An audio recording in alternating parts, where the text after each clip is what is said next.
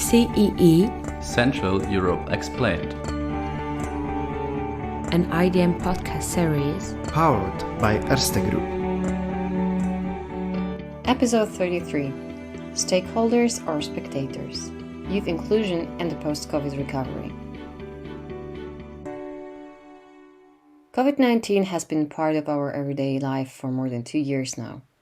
It has affected all of us in one way or another, regardless of our age. When it hit in 2020, protection of the older generations was our utmost priority.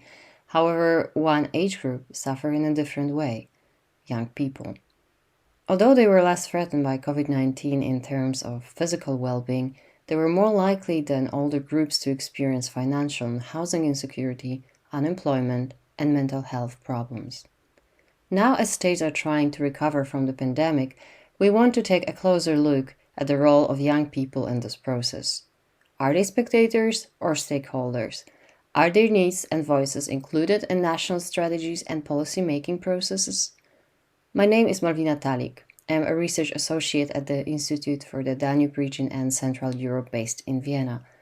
My guest in today's episode of CEE, Central Europe Explained, will be Milena Stosic from the OSCE Mission to Serbia. We will discuss how the pandemic impacted young people's perceptions, what steps should be taken to create youth-inclusive environments, and how the regional youth cooperation functions. Milena describes herself as a psychologist in the human rights world. She was the first ever appointed special representative on youth and security during the Serbian OSCE chairmanship in office in 2015.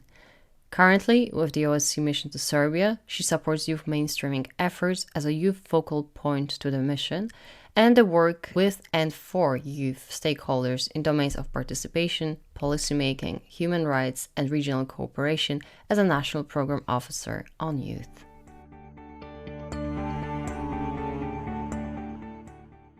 Thank you for joining us today from Belgrade. Thank you for having me. Let us start with perceptions of the impact of COVID-19 on youth. It has been widely reported that young people were disproportionately affected by the pandemic, and also your organization, the OSCE Mission to Serbia, supported the National Youth Council of Serbia at publishing research related to this matter. Could you tell us more about the major findings of this report and how applicable they are 2 years later? Yes, thank you first of all for the opportunity to share about our work and for hosting this type of conversation about young women and men's role, because too often young people are not seen as a priority or their participation is relatively symbolic. So I'm pleased to share some of my thoughts and insights of our work in this regard. So before you're answering your question concretely, let me please just contextualize on where we are coming from. Indeed, it's a very good question that you have in this introduction. Are they spectators or stakeholders? And our approach is certainly to work with and for young people, or to be more precise, more often these are organized young people. So the OSCE participating states have repeatedly recognized the contribution of youth to enhancing peace and security in a way of adopting over years more than 50 ministerial decisions and declarations referring to youth and education. But there are also 3 ministerial council declarations which are addressing youth agency to contribute to implementation of commitments of the OSCE. Thus, what this means, they're not being seen purely as beneficiaries of adult plans, but rather relevant stakeholders. So with the National Youth Council of Serbia, this is an organization or a network which is among long-term partners to the mission to Serbia. And in 2020, we supported them in producing countrywide research of impact of COVID-19 on lives of young women and men. Now, I would like to remind that initially, young women and men at the time when the whole COVID-19 crisis started were initially seen as part of society at lower risk of pandemic. Although today there is no doubt that its influence of crisis is systemic and socioeconomic, and that it disproportionately affects young people around the world. So the consequences of not addressing this type of outcomes are indicated by a number of global and European research warning of this long-term effect, as it's often said, quarantine generation. So What this research revealed is not that different from insights of other countries or regions. This latest crisis basically brought to the daylight existing barriers, in my view, which young people face on the way to full realization of their rights. First of all, rights to autonomy, but also it deepened existing inequalities, especially in terms of course, the rights to work, the rights to education, which is then consequently reflected also on their mental health. On another side, when we speak about youth organizations and young people, they really resisted serious challenges in implementing their programs and working in the community. And I think this is also important to underscore. And despite this, they were at the forefront of pandemic response lines by supporting and initiating numerous voluntary actions of solidarity. So on one hand, they really faced serious challenges also due to their developmental age, let's say. On another side, they demonstrated the agency of being active citizens and contributing, to countering the crisis and effects that it produced also for others. So we see also intergenerational solidarity in their behavior. So do you think that the pandemic has brought any changes to the way that national policymakers is approaching young people? Yeah, for example, we know that only during peak of COVID crisis, but in this region, we know this also from 2015 flooding, young people showcased solidarity and volunteered across the board, right? And as research has been shown, so not only in Serbia, but much wider, that volunteering programs increase youth resilience, increase their civic involvement, contribute to strengthening community resilience. In Serbia, for instance, I think that good step, in my view, is ongoing revision of the law on volunteering to better serve both volunteers and organizers of volunteering, and also to exclude this unpaid work, which is often disguised as volunteering. So I think this is a link that maybe, let's say, it's beneficial in regard to what we have seen during pandemics on how much volunteering matters and how much young people contribute to volunteering programs. Also, important are insights stemming from COVID crisis in relation to mental health, of course, which was long overdue globally. And for instance, in Serbia, it is anticipated that revision of the National Youth Strategy will prominently reflect area of mental health as one of the priorities for the upcoming period, which was not the case ever before. I believe this is something that is also recognized on European or even more global level as a topic that was usually sidelined, but now unfortunately it surfaced as a priority and something that we need to take care about.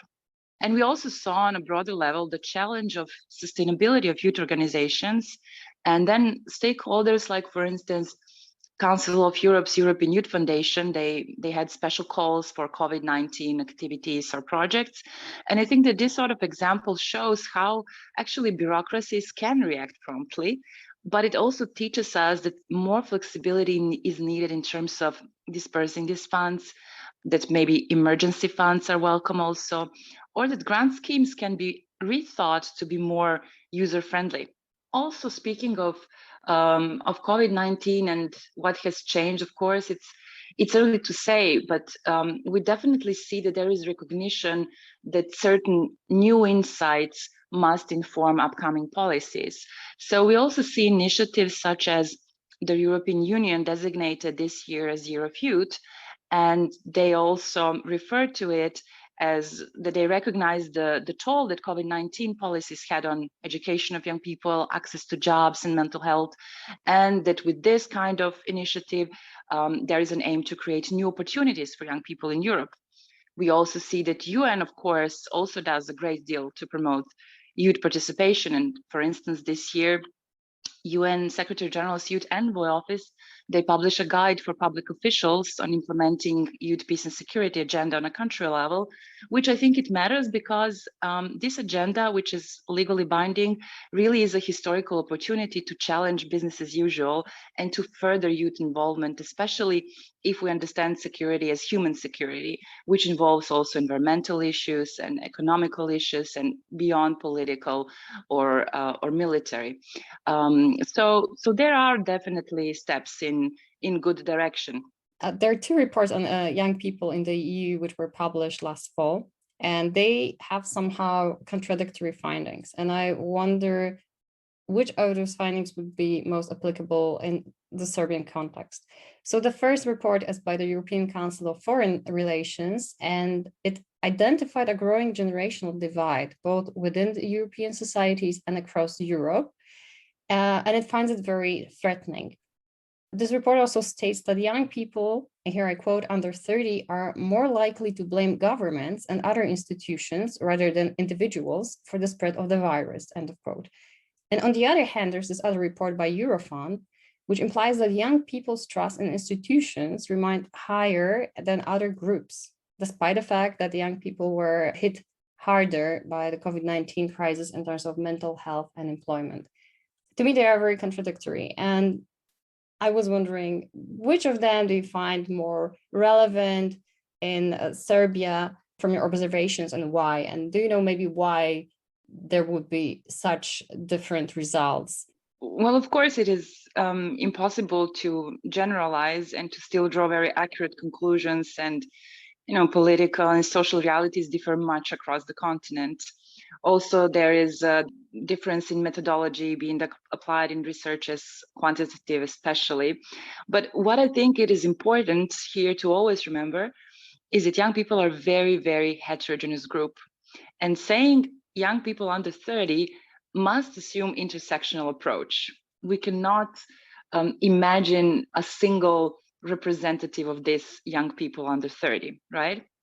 So for instance, there are also other researchers because luckily many organizations recognized that this should be actually looked at. So for instance, OECD research suggests that in overall effects of the crisis had often been more significant for certain groups within group of youth, such as young women, young people from social economically disadvantaged backgrounds, young people not in employment, education, or training, migrants, people with disabilities, and other young people in vulnerable circumstances. So this is also something that I find again in another one, which is done by International Labour Organization in 2020 and across really big number of countries. They also suggest that there is a difference in how particularly hard effects of COVID has been on young women, younger cohort of youth within this bigger group, and of course, youth in lower income countries. So young people are concerned about the future and their place within it. So of course, it's going to be expected there is lack of trust in adults making decisions about their lives, right? Nevertheless, as I say, some things just became more visible due to COVID crisis, but they really existed before. So already prior to crisis, again, we have many sources saying that young people's satisfaction with democracy, with trust in government, with access to institutions was on decline. Then also, it's interesting when we compare, research is done by, for instance, organizations, international organizations, but research is done by private entities or marketing agencies such as Ipsos, for instance, that was done in US. They also say that even before pandemic, Generation Z believed there was a lot to fix. And these are very concrete things like climate change, racial injustice, inequality, and so much more. And this perhaps means that these generations are ready to be engaged, but rather on a subject matter, on something which is very concrete topic, than through formal or traditional participation channels as we know them. And as for Serbia, I think the research done by the National Youth Council that the mission supported shows that the largest number of young people were fully complied with the measures of the rules of physical distancing when they first appeared. So especially during this state of emergency period and lockdowns, while respecting these measures dropped in post-emergency period, if we may call it that way. It was not part of the research to look at causal relationships, what that happened, and I think multiple factors could be at stake. But what I also wanted to mention are gender differences that we observe in this research, and this is, for instance, that in the period looked at in the research, at least at first, many more young women worked from their homes during the time of state of emergency in comparison to young men. Also, they were more positive about the reaction of the state in relation to young men, both during and after the state of emergency, and young women more respected measures of physical distancing, as well as measures on restrictions of movement and assembly. What is also interesting to notice is that young women evaluate online teaching more positively. Nevertheless, their perceived emotions, for instance, in terms of feeling of being jeopardized, threatened by the crisis, etc., young women report more often this feeling in relation to young men. And one other interesting fact is that young men perceived more negatively the effects of emergency state in terms of their work in comparison to young women. And it makes me wonder, perhaps this has to do also with the old gender discrepancy on, gendered public and private spheres. So to get back also to your question about this research and how this affected young people, I think it's important to also differentiate between young people, young women and men, and youth organizations, because youth organizations faced additional barriers which were severe. There were even risks to their existence. So I think we all found ourselves in a situation of uncertainty and not really being sure on how to move on, and a lot of time was needed for different entities to find their way. And in the meanwhile, youth organizations were pretty much restricted to do why they exist for, and to support other young people, to provide services, etc. And unfortunately, some of them closed down or were at really high risk of closing down.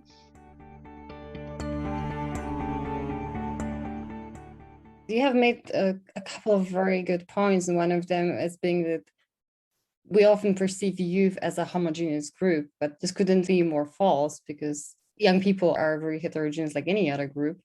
Thank you very much also for paying attention to intersectionality and gender differences in facing pandemic.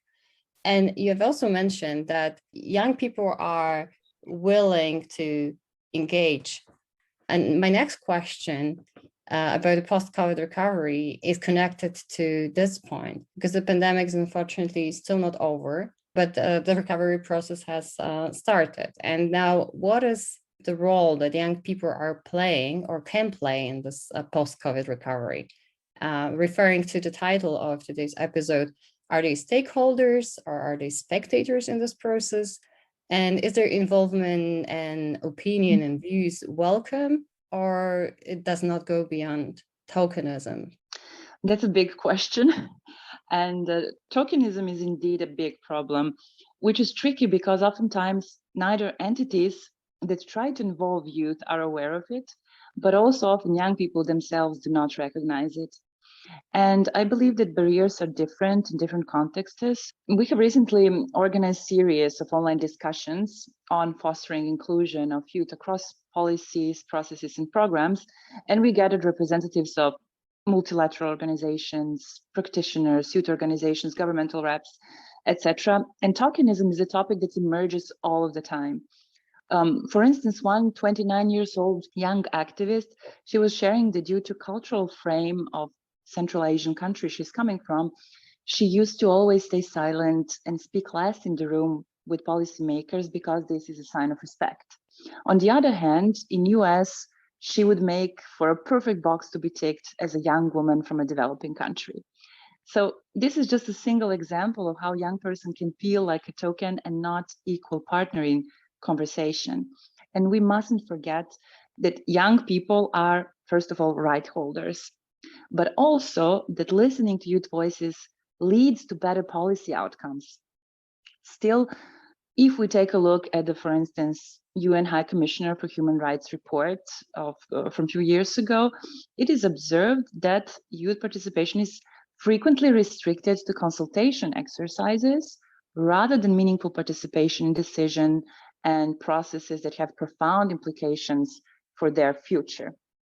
My feeling is basically that the call for more participation of youth is not new. It's not a revolutionary idea that this is a precondition for sustainable democracies and peace, and that it became widely recognized. So with the emergence of also UN Security Council Youth Peace and Security agenda, I really hope that such recognition would spill over also to practical and multi-sectorial operationalization. Nevertheless, currently, let's say I see at least 3 obstacles to it. And first of all, this is lack of know-how. Basic inclusion is not only heads counting, and we sometimes tend to do this. Second, there is limited capacity building opportunities for both youth, because sometimes they really need it in order to be able to, in an informed way, contribute to often complex policymaking. But on another side, capacity building opportunities for different stakeholders to be able to involve them beyond tokenism. And the third one might be, of course, ongoing resistance and prejudices which are discrediting youth as equal partners. Let's hear them, let's have them over the table, but really we don't see them as equals. There is this feeling that many young people report. So discussions that we fostered and also previous analysis conducted is showing that post-COVID recovery planning across countries may be an opportune moment to reconsider public financial management and policymaking through youth-focused lens. Certainly this can mean short-term and instant measures addressing, for instance, youth organizations functioning educational aspects or one-off financial assistance, etc. Nevertheless, there are also tools that enable systemic change in regard to, for example, participatory youth budgeting alongside gender responsive budgeting. And recently I learned that European Youth Forum, for instance, is calling for a European level youth test, they call it, which should be an impact assessment tool for EU policies and legislation. And that kind of tool could examine how young people are affected by policies which are outside of the scope of the traditional youth policies. Because young people might also be consulted and they might have interest and opinions on topics such as retirement policies or housing or countering terrorism. And often they're not seen as stakeholder or a group within demographics that should have opinions on this or should be consulted on that.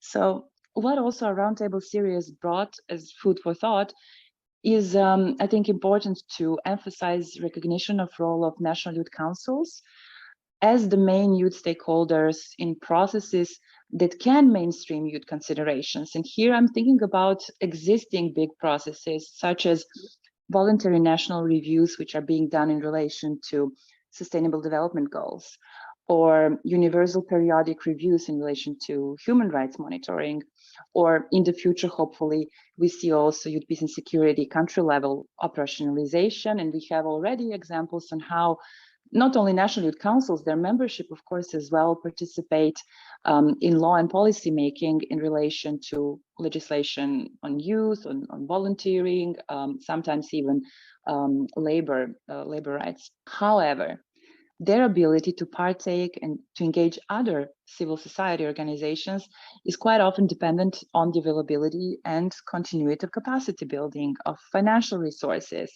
and last but definitely not least, on awareness or even willingness of state actors or multilateral organizations to involve them, to recognize, to even have knowledge that they exist as an actor in society. So I firmly believe that youth mainstreaming is a long-term solution, even when we speak about post-COVID recovery, because if incorporated meaningfully across public policy, it can strongly support not only representation, but really youth-oriented solutions and more peaceful democratic societies in the long run.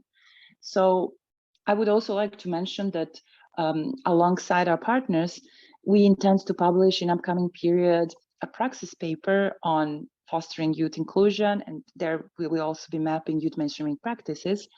And although in early stage, we have indications that this may serve advocacy purposes and overall awareness raising, with some very concrete suggestions on how we all can do better in our work with and for youth. So stay tuned and join our LinkedIn group on fostering more inclusive societies if you want to partake in this conversation.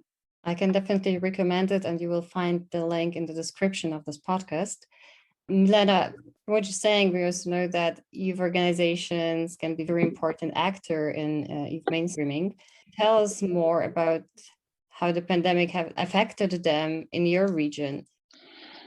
I mentioned a few things about what is the overall impact, and we as Mission, we always try to respond to real needs in the host country and to support existing reforms and public policy.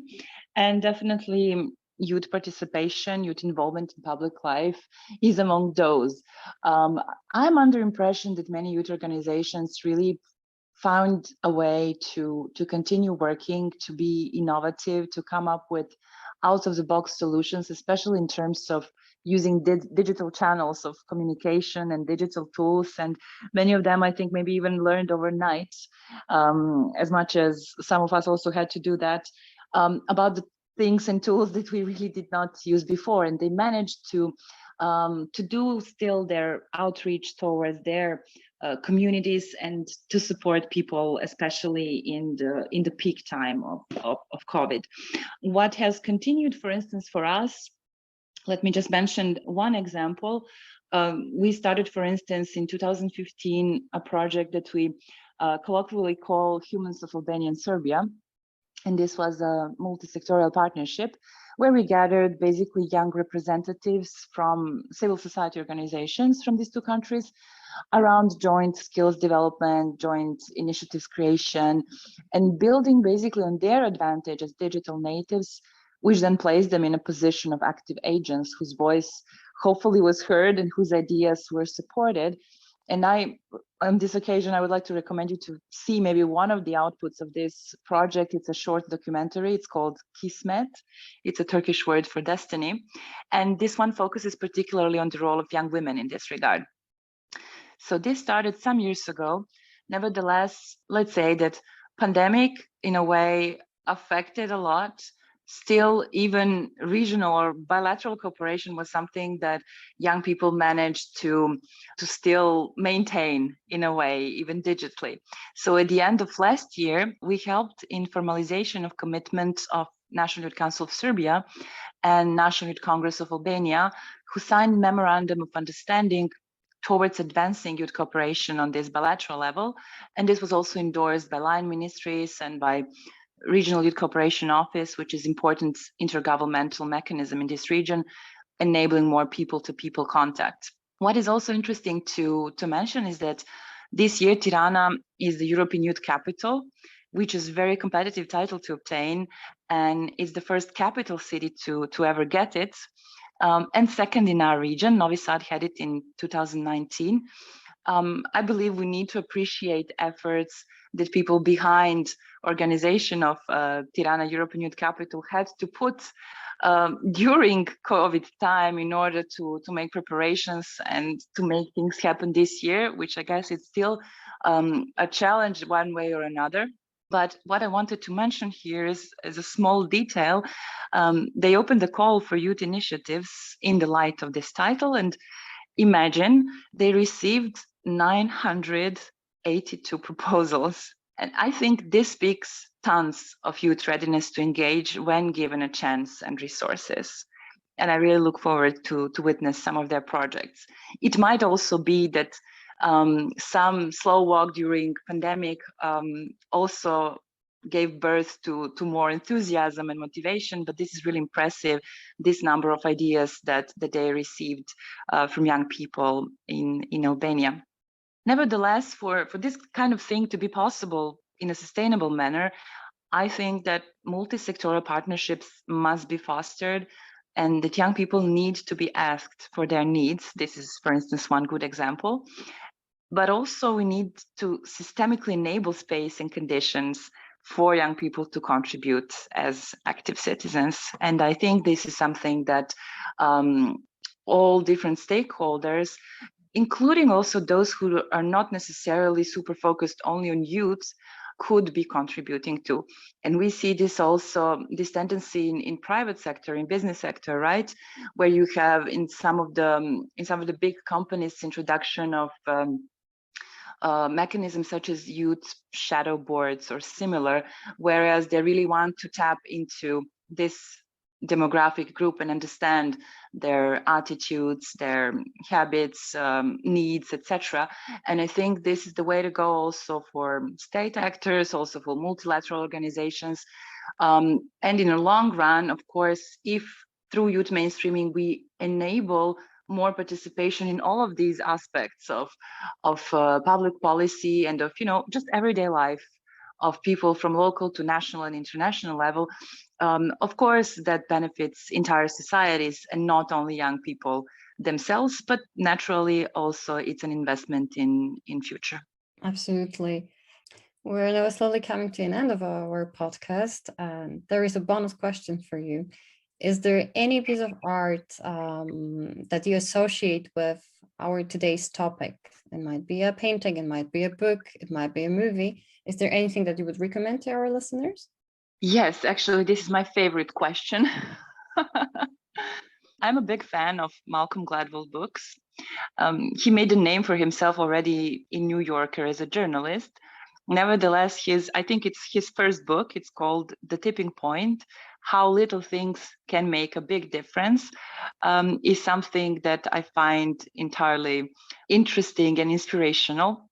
It's been said the tipping point is that magic moment when an idea, trend, or social behavior crosses a threshold, tips, and spreads like wildfire.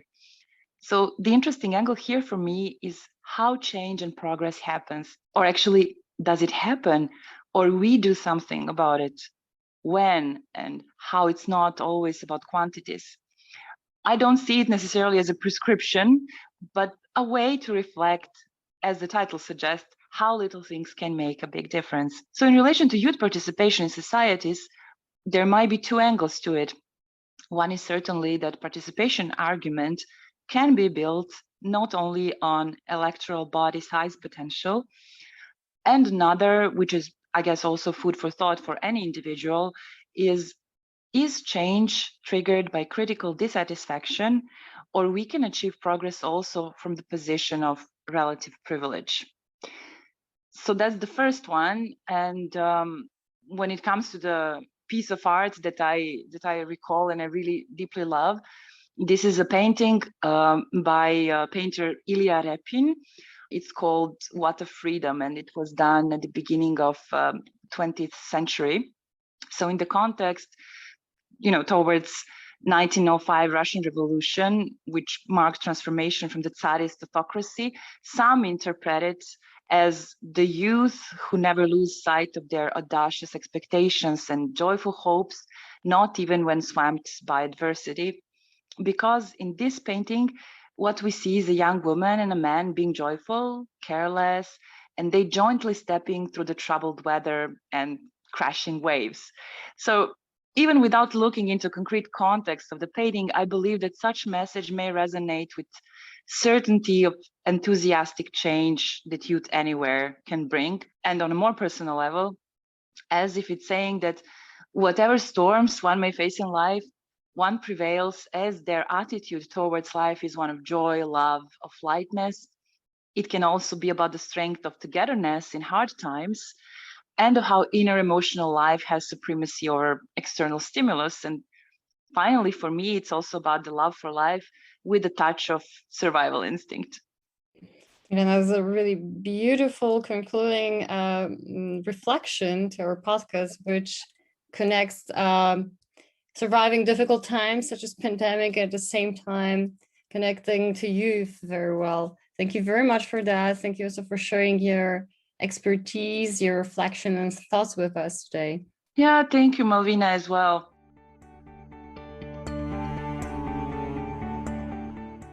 So you enjoyed this podcast? Then tune into another CEE episode and subscribe to the IDM podcast series on Apple Podcast, Spotify, Acast, or elsewhere you get your podcast. And also have a look at the rest of our work on our website www.idm.at. For any feedback or podcast collaboration, feel free to contact me at e.hunterberry@idm.at. The email is in the description below. This was CEE, Central Europe Explained, a podcast series produced by the Institute for the Danube Region and Central Europe, powered by Erste Group, with the ongoing participation of Daniela Paiden, Malwina Talik, Daniel Martinek, and Sebastian Schäfer. Production and editing, Emma Hunterberry. Proofreading, Jack Gill. IDM Podcast. Institut für den Donauraum und Mitteleuropa. Institute for the Danube Region and Central Europe. European Perspectives. regional actions, cooperation and expertise since 1953.